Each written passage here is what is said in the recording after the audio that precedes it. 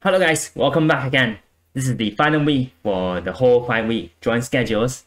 Congratulations for coming onto here. So what we'll talk about today is the final foam capturing practice that I want to introduce to you, which is act as a warm-up session before your actual art studies for different structures and foam 2.0. And we'll talk to some compositions, art studies, as well as the things I want to achieve. Okay, so when it comes to the foam capturing, I call this warm-up as big foam capture. Compared to last week, we focused mainly on the minor details, the smaller components of an object. This week, we'll do this practice as if it's a speed drawing. And what we'll do is I will focus on the outline of the characters or the object that we're drawing.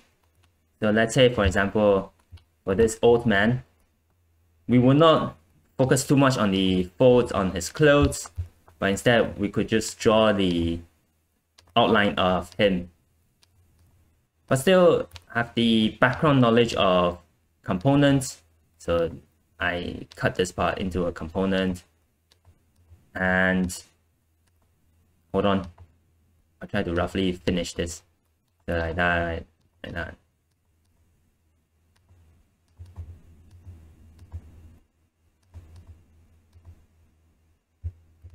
There you go, and roughly like that.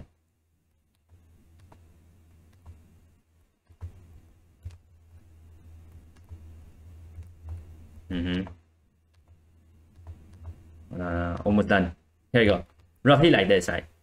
And what this practice is trying to do is that it first of all warms up your hand before the actual schedules and the detailed drawings in the practice that we mentioned in last week.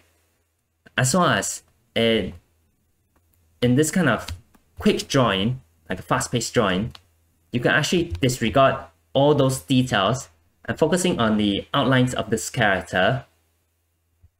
And by doing that, you can actually change up the way you express the thing that you draw. So instead of having to draw this part very strict, like you have to make sure that the proportion fits this and that. Like the feet, there's a perspective over there. Oh my god, there's so many things to consider alongside. Instead, you have the freedom of speech now. So what I mean by that is that you could actually do this. So instead, on the side, you can make the character into a well-rounded man, like that. You could draw the whole hat being very circle-ish.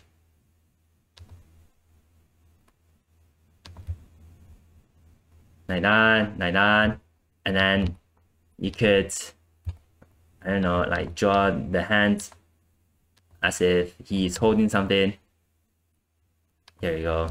And then for the legs, instead of using the CSI, so using the straight lines, we can actually, for example, do that.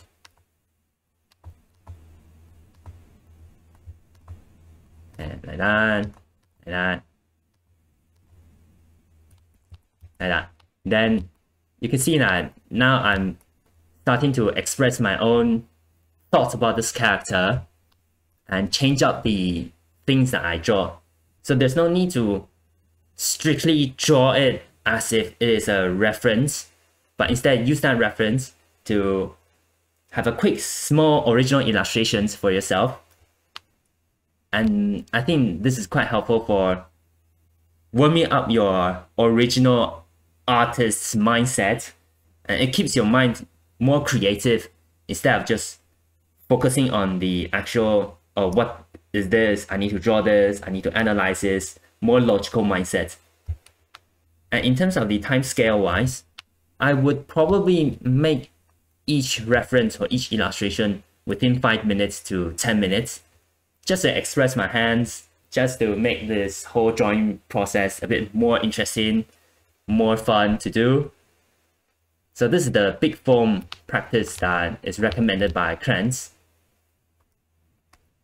So in terms of the compositions wise, there are, of course, trillions and trillions of different ways to create an illustration, but at this point of time, my understanding about what makes an illustration good is that you need enough of information. What do you mean by that? It means that it could be with perspectives and all kinds of random gadgets, objects, accessories. It could be using colors, having a vibrant colors, minor changes of colors, so that the whole information in this illustration is enough for us to look at it for like 1 to 2 minutes on Instagram. So if we have a look at this kind of illustrations, you can see that there's not much details on the background. So there's no, strictly speaking, any house, anything that fits the perspectives. But then the pose of the character, the minor changes of the colors over here, a bit of, if you call like messy line art, giving these kind of informations to that, like this and that. A bit of messiness, colors, those informations combined together is good enough for us to consider it as a fantastic illustrations. Same for this illustration. This illustration has lots and lots of colors. Like for example, if we have a look at this, and if we look closer, there will be some textures of certain brushes, like this. You can see this and that. Although there's only one character in this scene, but then the information from colors, the textures, the character, all combined together, that's enough to make this illustration beautiful. You know, same for this one. This is quite similar to the mindset of this illustration, with beautiful colors, even though there's no background to it, but we still enjoy looking at these illustrations, right? For this kind of illustrations, you can see that the shadings as well as the colors, there's not much to it in terms of the densities of it, but then this perspectives and all kinds of objects that fit the perspectives, overall combined together, it's still eye appealing, and there's enough information for our eyes to have a look at this fantastic artwork. The same for this one. This is probably very difficult to draw. This one as well. Oh, if you have a look at this, so we mentioned the lights from week 4, and if we learned about them, combine our own lights together, making our own original lamps, then we could add these accessories to this kind of illustrations, and it will make the artwork more details to it, as well as you won't feel like you're copying some other references.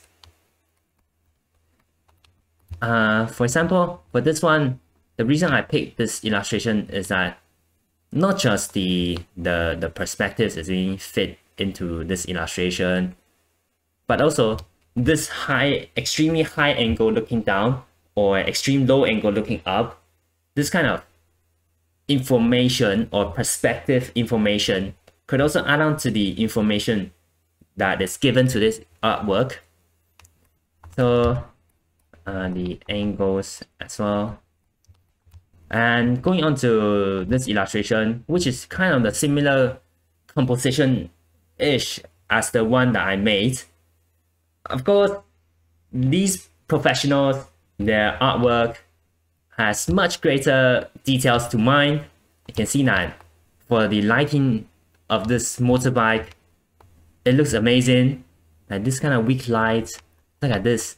This is a stronger light because the texture of this thing over here is more similar to metal, and the character looks fantastic. So there are all these things combined together that makes a great illustrations. So overall, when it comes to compositions, it's not just the the way we put the objects together. So for example, if a character is sitting here, and then there'll be all kinds of gadgets flying this way, and then it guides the eyes towards a certain position, or the row of thirds where we put the details or the focal points around these regions. It's not just these, but compositions also implies how much information we want to give in these illustrations. If you want to emphasize the perspectives in these illustrations, then we could probably choose this kind of composition styles. If we want to show off our color techniques, the minor color changes, or unexpected color combinations like these illustrations, then you will roughly choose this kind of composition styles so that you won't bombard so many informations in this artwork and making the audience a bit confused on what you want to express, what things you want to stress on, and the focal point. The good enough information is the key to a great illustrations. Okay. Sometimes I always think that I really wish that I could use this kind of style combined with this kind of illustration compositions, making a surprising artwork that people will admire me a lot. Actually, I found one. This is my dream. So this is the current direction that I'm working on. You can call it my teacher of art is Krantz. I really admire his artwork. I really want to draw this kind of illustrations where there will be focal points of a character as well as a wide scenery for you to observe. And when looking at this kind of art piece, it sparks the imaginations in the audience mind, thinking like how it will feel like when living in this kind of world. So this is the direction that I'll be going. And thank you very much for watching until now. 5 weeks of practice schedules, 5 videos of filming. It's really great to see you still watching in this video. What I'll do now is that I will continue my practice that I introduced in week 3 for colors, the 2 valid colors, as well as perspectives. So putting objects into 16 boxes. The foam capturing 2.0 in week 4, I think, as well as the big foam capturing in week 5. Those are the things that I will focus on. So again, if there's any questions or concerns, feel free to comment down below. If you also want to share with me your favorite artists, please drop it down in the comments as well. I would like to learn it and put him or her into my art studies as well. So thank you very much for watching, and I'll see you in the next video. Bye bye.